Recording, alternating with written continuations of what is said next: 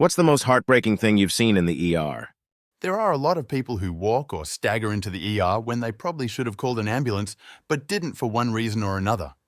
So, I didn't consider it strange when a middle-aged guy rolled in with the paramedics and who, aside from his pale, pasty complexion, didn't look all that bad.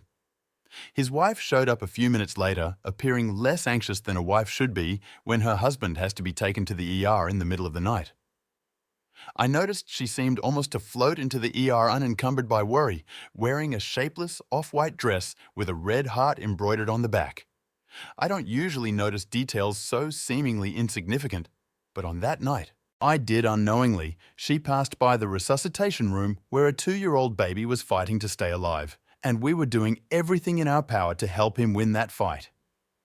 Sadly, it looked as if wasn't going to be enough.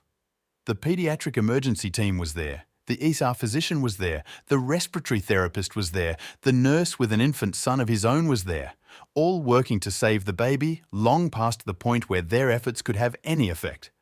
Worst of all, the mother was there too, standing right outside the door, watching her child slip away. She could see that everything we tried wasn't working. She could see the looks on the faces of everyone in the room signifying failure. She could see the desperation and dejection in my eyes. But despite being right outside the resuscitation room, the young mother didn't hear the clatter of life-saving equipment or the concerned yet professional voices of the ER staff who were working their hardest to save the child. She couldn't even hear the rattle, hum, and multilingual hospital babble going on around them, because she was hearing impaired. As soon as I recognized her impairment, I knew that right then, despite being unable to hear, she knew that bad news would be coming soon. From the minute she came in the door, I had been writing down questions I usually posed orally. Had the baby been sick? Did the baby choke? Is there anyone I can call? Please, is there anyone I can call? Is there anyone anywhere who can rescue me from this nightmare of a dying child with a deaf mother? As social workers and mental health professionals, we are trained in the art of conversation. We ask questions and listen to the answers. Not just the words, but the inflections, the hesitations, and so many other little audible clues that can communicate as much as the words themselves. All of my ear training and listening skills were useless in this pen and yellow legal pad version of a conversation. I also had 3 other serious patients' families waiting to see me, and I was feeling a little overwhelmed. Weren't there enough problems already, without adding a social worker who felt as helpless as the mother did? Impaired. As the code blue progressed, my notes to the mother were shorter and increasingly more hopeless. As hopeless as the last few efforts to save a young life we already knew was lost. Those futile efforts were performed as much for the staff with children of their own as they were for the patient. Those last looks at the monitor were for the doctors who had to know that they did everything they could. Those final chest compressions and IV medications were also for the death review committees and lawyers who like to second-guess what everyone does. So now, everyone in the ER goes above and beyond, even when the patient is beyond needing our care. In the end, we make the extra efforts for so many reasons, but when a child dies, we all become patients and need to be cared for ourselves in some way. As the mother read my notes, she cried and stared hopelessly. She looked at me, the only person who wasn't working on the baby, as if expecting me to be able to do something. My job was to help her, and it didn't seem as if I was doing that. Help her do what?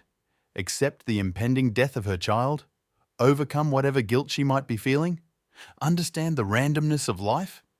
It was one of the most helpless situations I'd ever been in, writing tragic notes to a suffering mother, painting an increasingly ugly outcome without being able to adequately express any emotional connection.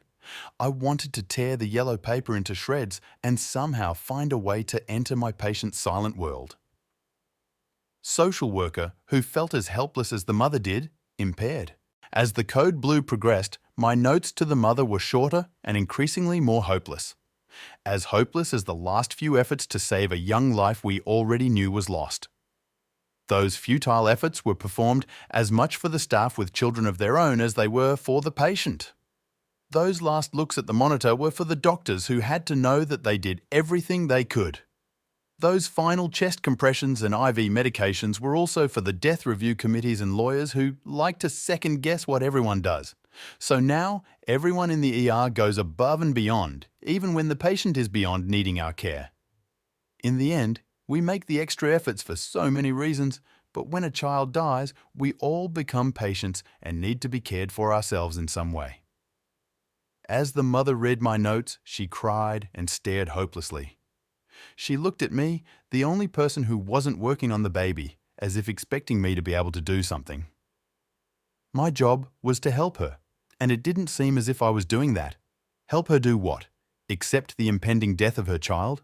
Overcome whatever guilt she might be feeling? Understand the randomness of life? It was one of the most helpless situations I'd ever been in, writing tragic notes to a suffering mother, painting an increasingly ugly outcome without being able to adequately express any emotional connection. I wanted to tear the yellow paper into shreds and somehow find a way to enter my patient's silent world. Helpless as the mother did, impaired. Maybe I can help. It was the serene woman with the heart embroidered on her dress. She had appeared next to me with a gentleness that immediately brought back some of the hope I had lost. "I teach sign language," she said. Perhaps an angel had arrived. I explained what was happening with the baby and gave her the opportunity to avoid getting involved in what would surely be a long and complicated ordeal. I couldn't ask a stranger to help deal with a problem of this magnitude without being fully aware of all of the repercussions. And if I did ask her to help, I knew I would have to debrief her, to help get her head right again so she could go and tend to the things that were truly her things. Her offer was generous, perhaps too generous. She didn't know what she was about to get into, or maybe she did. Impaired. I told her that the baby was close to dying and we would be telling the mother soon, and there was no way to know what her reaction might be. That was a truth I hated to share. There is no way to know what will happen at the moment when the news is final and all hope is gone. I didn't want the angel to sign herself into a situation she couldn't sign out of, but I did. The woman said that she understood, and we took the mother down to my office. It was a long walk down a lonely hallway, and the mother had to know what was coming. She looked at the other woman knowingly and said a few things with her hands that even a non-signer could read. Then she began to cry silently. The angel signed and the mum knew for sure it was over. The baby wasn't coming home. We had run out of things to try. We lost again. For the next half hour, there was the usual self-blaming, the crying, the questioning, the guilt.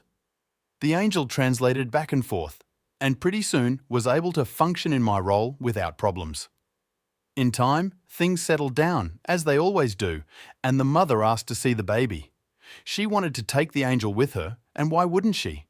She was helping her through her worst moment, giving unconditional love and support at a time it would never be needed more. Or maybe she did, impaired. In an hour it was over. Except that it's never really over. Not for the stunned mother who had contacted her own mother and then went home with their grief. It's never over for us either. None of us ever gets over it, we all just get used to it. Later, I saw the angel sitting outside her husband's room while he was getting his blood drawn. I wanted to thank her and make sure she was okay so that she wouldn't have to take too much home with her like I knew the rest of us would. "Are you all right?" I asked. "Oh yes," she said with a sad smile. "I hope they will be. And you?" The kindness of strangers again. It's always such a surprise. "Thanks so much for your help," I offered. "We couldn't have done this without you." The words just sort of hung in the air.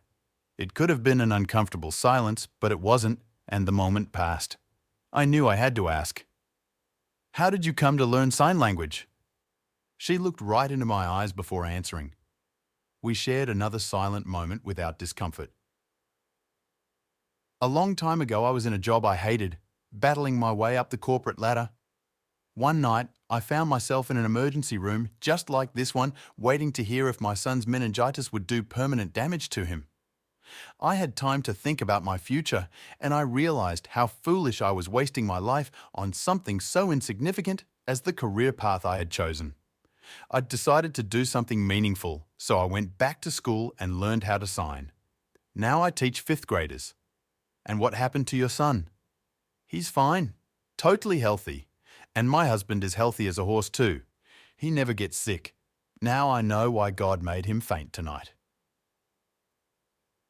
I was needed here. The embroidered heart should have been a clue. A long time ago, on the night she thought she might need an angel, one apparently showed up and changed her life. I guess it made an impression, and so she decided to become one herself. Tonight she completed the circle and she was at peace. There are times when no one can prevent death, not doctors and not even angels. But there will always be the living to attend to. Sometimes the work of angels is to help us go on with our own lives the best we can.